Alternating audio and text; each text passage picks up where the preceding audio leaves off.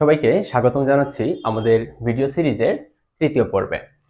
তো গত ভিডিওগুলোতে আমরা পড়েছিলাম প্রোগ্রামিং ভাষা কাকে বলে এবং প্রোগ্রাম উন্নয়নের ধাপগুলো সম্পর্কে জেনেছিলাম।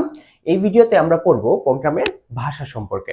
তো আমরা যদি একটা প্রোগ্রাম ডেভেলপ করতে চাই, তো আমরা জানি কি যে আমাদের কম্পিউটার 0 এবং 1 ছাড়া অন্য কিছু বোঝে না, তাই না? তো কম্পিউটারকে আমাকে যে ইনস্ট্রাকশনগুলো দিতে হবে একটা সফটওয়্যার তৈরির জন্য, যে কাজগুলো যে করবে সেটা কি করতে হবে, নির্দিষ্ট একটা ভাষায় লিখতে হবে। তো কম্পিউটারে এই প্রোগ্রামের ভাষা, এখানে আমরা যেটা জানতে পারবো যে কম্পিউটার কি কি প্রোগ্রামের ভাষাগুলো বুঝতে পারে বা একটা প্রোগ্রামের ভাষা কেমন হয়ে থাকে, ঠিক আছে? বিকজ এই যে প্রোগ্রামের ভাষাটা একদিনে তো আর ডেভেলপ হয়ে বর্তমান সিচুয়েশনে আসে নাই, তাই না? তো এই প্রোগ্রামের ভাষার বিভিন্ন জেনারেশন আছে, ঠিক আছে, যেটাকে বলা হয় প্রজন্ম। তাহলে কম্পিউটার ভাষার আমরা যদি প্রজন্মগুলো জানতে চাই, ফার্স্ট অফ অল যেটা আমাকে জানতে হবে যে কম্পিউটার ভাষা কত সাল থেকে শুরু হয়। ঠিক আছে, তো কম্পিউটার ভাষা শুরু হয় 1945 সাল থেকে। কারণ আমরা জানি যে 1944 সালে একটা কমপ্লিট প্রোগ্রামেবল কম্পিউটার ইনভেন্ট হয়েছিল।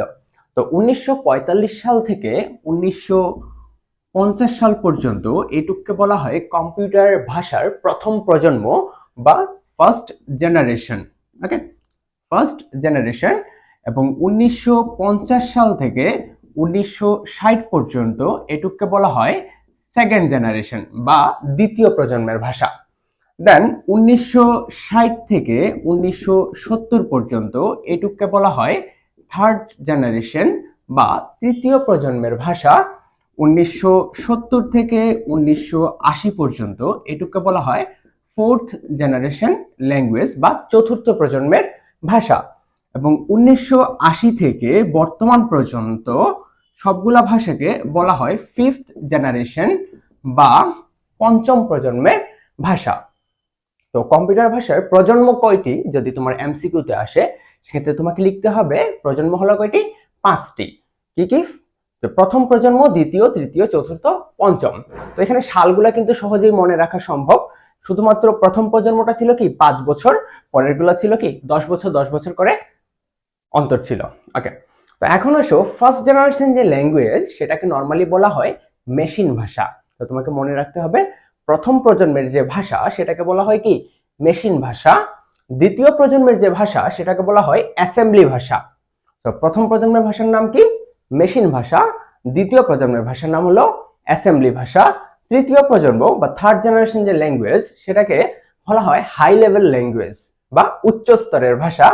এবং ফোর্থ জেনারেশন ল্যাঙ্গুয়েজ যেটা সেটাকে বলা হয় অতি উচ্চ স্তরের ভাষা বা ভেরি হাই লেভেল ল্যাঙ্গুয়েজ।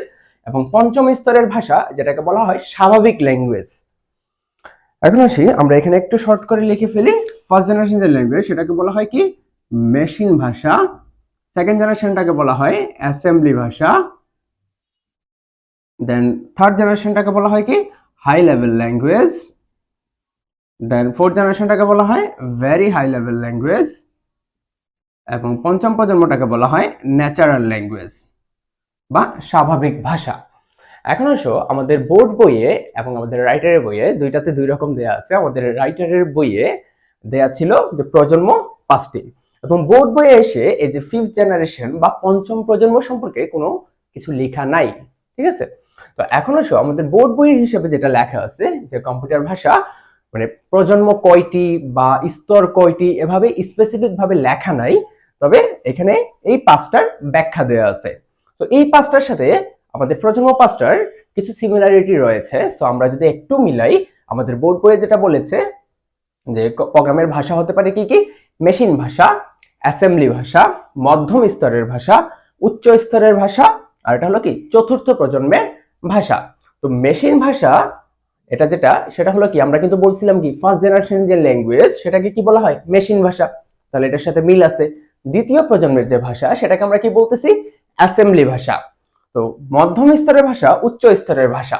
তো এখানে মধ্যম স্তরের মিড লেভেল ল্যাঙ্গুয়েজ বলতে কিন্তু কিছু নাই। ওকে, এবং এখানে আমার কি আছে শুধুমাত্র হাই লেভেল ল্যাঙ্গুয়েজ বা উচ্চ স্তরের ভাষা, যেটা হলো আমার 4 নম্বরে এখানে দেওয়া আছে, রাইট, উচ্চ স্তরের ভাষা। এবং আমাদের লাস্টটা কি দেওয়া আছে চতুর্থ প্রজন্মের ভাষা, যেটা হলো কি আমাদের এখানে ফোর্থ জেনারেশন ল্যাঙ্গুয়েজ। সো এটার সাথে এটাকে মিক্স করা যাবে না। তুমি এখানে একটু জিনিস একটু যদি খেয়াল করো, এখানে দেখতে পারবা এই যে দুইটা ল্যাঙ্গুয়েজ মেশিন ভাষা এবং অ্যাসেম্বলি ভাষা, এই দুটাকে বলা হয় লো লেভেল ল্যাঙ্গুয়েজ। ঠিক আছে, একটু মনে রাখতে হবে। প্রজন্ম হলো কয়টা? 5টা। এবং স্তর, ঠিক আছে, স্তর বা লেভেল, লেভেল বা স্তর হলো কয়টা আমাদের? 3টা। ওকে, তো 3টা স্তর কি কি? এই যে প্রথম দুইটা যেটা মেশিন ল্যাঙ্গুয়েজ এবং অ্যাসেম্বলি ল্যাঙ্গুয়েজ, এই দুটাকে বলা হয় কি লো লেভেল বা নিম্ন স্তরের ভাষা। এবং এই থার্ড জেনারেশন এবং ফোর্থ জেনারেশন, এই দুটাকে বলা হয় মিড লেভেল ল্যাঙ্গুয়েজ বা মধ্যম স্তরের ভাষা। এবং এই পঞ্চম প্রজন্মের যে ভাষা, সেটাকে বলা হয় হাই লেভেল ল্যাঙ্গুয়েজ বা উচ্চ স্তরের ভাষা। তো যদি তোমার কোয়েশ্চেন যদি আসে যে স্তর কয়টি, তখন তুমি দিবা 3টি। ওকে, সো বোর্ড বইয়ে যে ইনফরমেশন গুলো দেওয়া আছে, এগুলো কিন্তু গুগল সার্টিফাইড, বা গুগলে তুমি যদি সার্চ করো তাহলে তুমি এটাই পাবা যে কম্পিউটার ভাষার স্তর হলো 3টা, লেভেল হলো 3টা, low level, mid level, high level. এখন আসো যে এইখানে আমরা এই ভাষাগুলো সম্পর্কে আমরা একটু ডিটেইলস জানতে চাচ্ছি। তো ডিটেইলসে যদি আসি, তো ফার্স্ট অফ অল যেটা আমাদের দেয়া আছে যে মেশিন ভাষা। ওকে, তো আমি সবগুলো সম্পর্কে একটু একটু ডিটেইলস বলে দিই। তো এখানে একটু সালগুলা এখান থেকে জাস্ট একটু সামারিটা আমি আরেকবার বলে দিই যে এখানে তোমাকে মনে রাখতে হবে প্রজন্ম হলো কয়টা? 5টা। First generation, second, third, fourth, fifth. And হলো স্তর হলো 3টা। প্রথম দুটাকে বলা হয় লো লেভেল, এরপরের দুটাকে বলা হয় মিড লেভেল, এবং লাস্টটাকে বলা হয় কি হাই লেভেল। এখন আসো আমরা যদি বললাম কি ল্যাঙ্গুয়েজ গুলো সম্পর্কে সেপারেটলি জানবো, সেক্ষেত্রে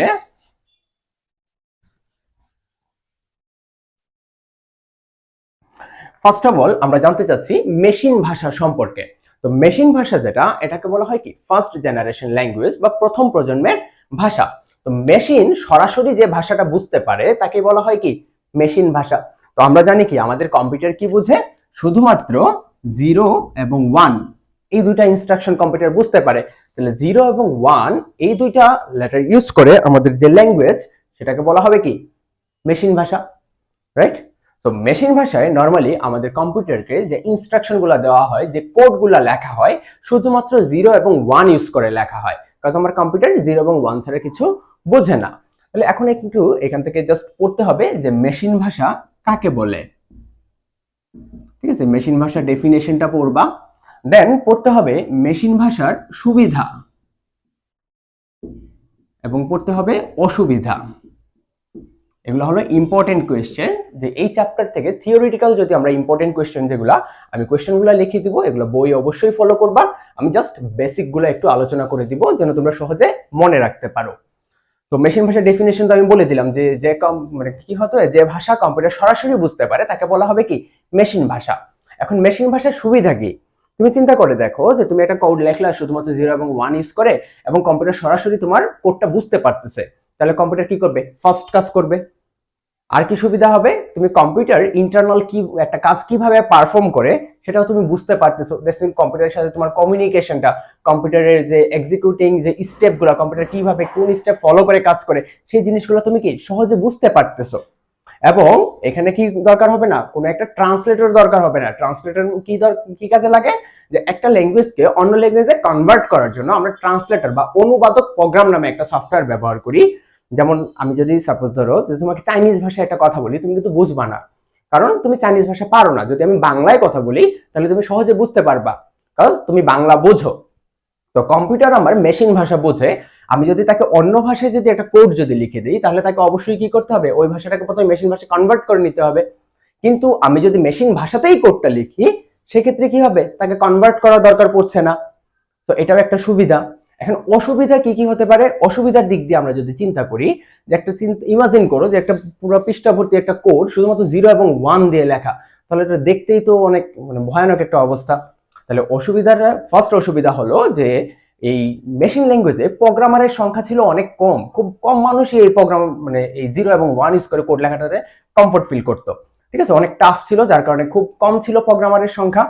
দ্বিতীয় অসুবিধা ছিল যে একটা কম্পিউটারের কোড আরেকটা কম্পিউটারে ব্যবহার করা যেত না। যেমন এখন কি করো, তোমার একটা সফটওয়্যার দরকার পড়লে তুমি কি করো, তোমার ফ্রেন্ডের কম্পিউটার থেকে কপি করে নিয়ে নাও বা ডাউনলোড করে নাও। কিন্তু আগেকার সময়ে এই সুবিধাটা ছিল না। তোমার একটা সফটওয়্যার দরকার, তোমাকে কি করতে হবে?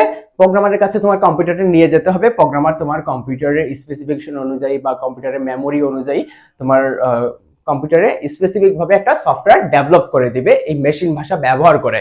তাহলে এটা একটা অসুবিধা ছিল যে এক কম্পিউটারের কোড আরেক কম্পিউটারে ব্যবহার করা যাচ্ছে না। আর কি আছে অসুবিধা? মেশিন ভাষার আরেকটা অসুবিধা আছে, সেটা হলো যে ডিবাগ করা। যেমন তুমি একটা কোড লিখছো বিশাল বড় 0 এবং 1 ইউজ করে, কিন্তু এটার মধ্যে কোথাও একটু ভুল হচ্ছে, ঠিক আছে? ওই ভুলটা খুঁজে বের করাটা অনেক টাফ ছিল। কোনো একটা 0 1 এর কারণে ঝামেলা হয়েছে, কোন 0 1 এর কারণে ঝামেলা হয়েছে, এটা খুঁজে বের করাটা কি ছিল, অনেক টাফ ছিল। তো এটা ছিল অসুবিধা। তাহলে আমরা অসুবিধা বললাম 3টা, সুবিধা বললাম 2টা। যে প্রথম সুবিধা কি ছিল, যে কম্পিউটার অনেক ফাস্ট কাজ পারফর্ম করতে পারে, কম্পিউটারের কোনো অনুবাদক প্রোগ্রামের দরকার পড়বে না। এবং অসুবিধাতে আমরা বললাম যে প্রোগ্রামারের সংখ্যা কম ছিল, এক কম্পিউটারের কোড আরেক কম্পিউটারে ব্যবহার করা যেত না, এবং এটা ডিবাগ করা কি ছিল, অনেক কষ্টসাধ্য ছিল। তাহলে সুবিধা অসুবিধা আই হোপ তোমরা বুঝতে পারছো। এখন আসি অ্যাসেম্বলি ভাষা। অ্যাসেম্বলি ভাষা যেটা, এটাকে বলা হয় যে দ্বিতীয় প্রজন্মের ভাষা। তো এই মেশিন ভাষায় আমরা দেখলাম কি হতো, যে 0 এবং 1 ইউজ করে কোড লেখা হতো। তো অ্যাসেম্বলি ভাষায় এসে কি করা হলো, যে 0 এবং 1 ইউজ করে না, আমরা কি করব, কিছু কিওয়ার্ড ইউজ করব, কিওয়ার্ড ইউজ করে আমরা কোড লিখব। তো এই কিওয়ার্ড গুলাকে এখানে বলা হয় নোমানিক, ঠিক আছে? নোমানিক। এই নোমানিক হলো, ফর এক্সাম্পল আমি যদি একটা অ্যাসেম্বলি ভাষা কোড যদি লিখতে চাই, সাপোজ কিছুটা এরকম হবে।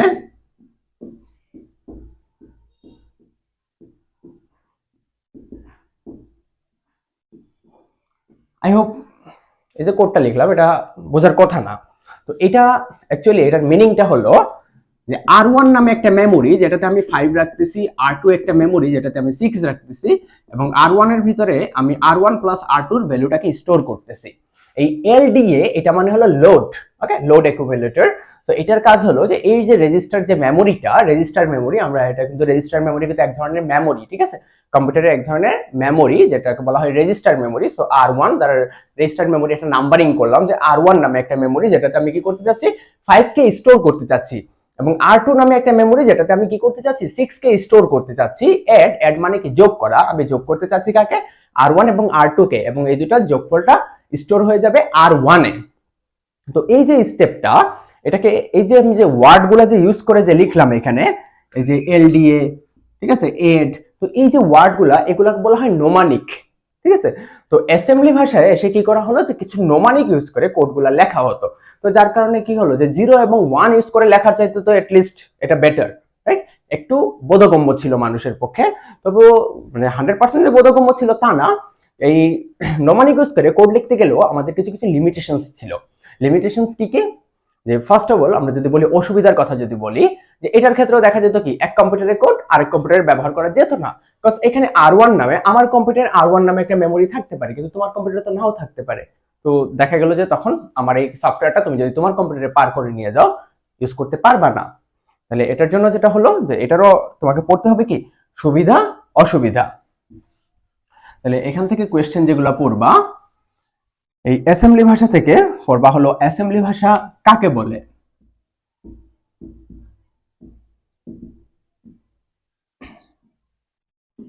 অ্যাসেম্বলি ভাষা, সো তুমি এটা যদি বইয়ের ভাষায় লিখতে পারো, বইয়ের ভাষার পাশাপাশি আমি দু একটা ডেফিনেশন বলে দিচ্ছি।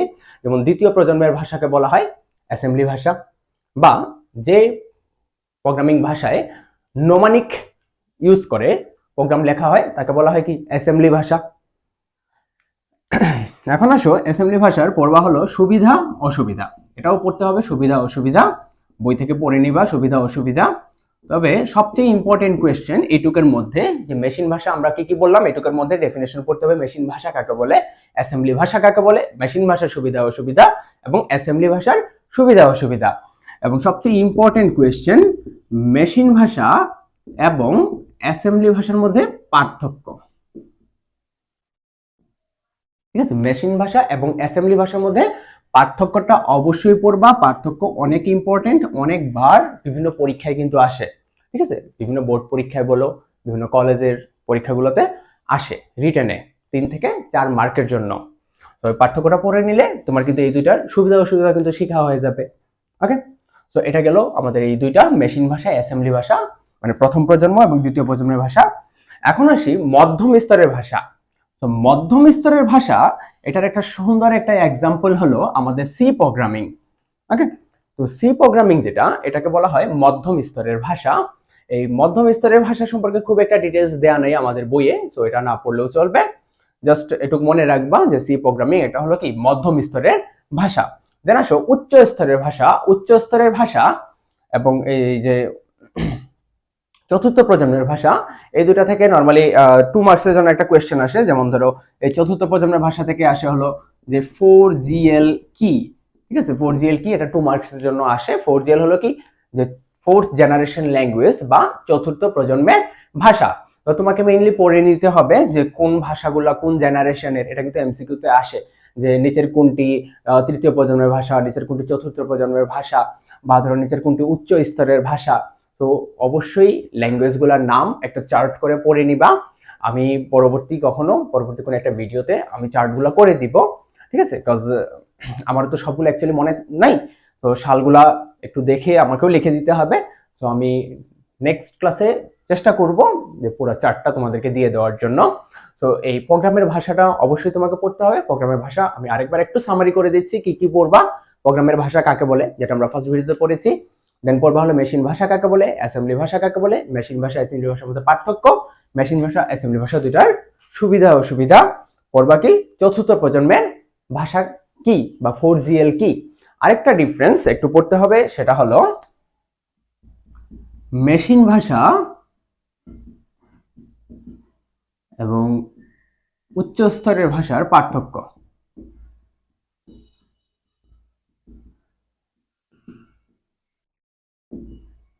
এটা অনেক ইম্পর্টেন্ট একটা কোয়েশ্চেন। তো এটা পড়লে যেটা হবে, তুমি উচ্চ স্তরের ভাষাগুলোর বৈশিষ্ট্যগুলা বা ক্যারেক্টারিস্টিক্সগুলো জেনে যাবা, ঠিক আছে। তো এগুলো আমাদের প্রোগ্রামের ভাষা। তো পরবর্তী ভিডিওতে আমরা যেটা করব, যে কম্পিউটারের যে একটা কম্পিউটার কিভাবে প্রোগ্রাম এক্সিকিউট করে বা প্রোগ্রাম কিভাবে পারফর্ম করে সেটা সম্পর্কে আমরা জানবো। এবং এর পরবর্তী ভিডিওগুলোতে আমরা সরাসরি মুভ করব ফ্লো চার্ট অ্যালগরিদমে, ঠিক আছে। তো ততক্ষণ তোমরা ভালো থাকো, সুস্থ থাকো। ধন্যবাদ সবাইকে।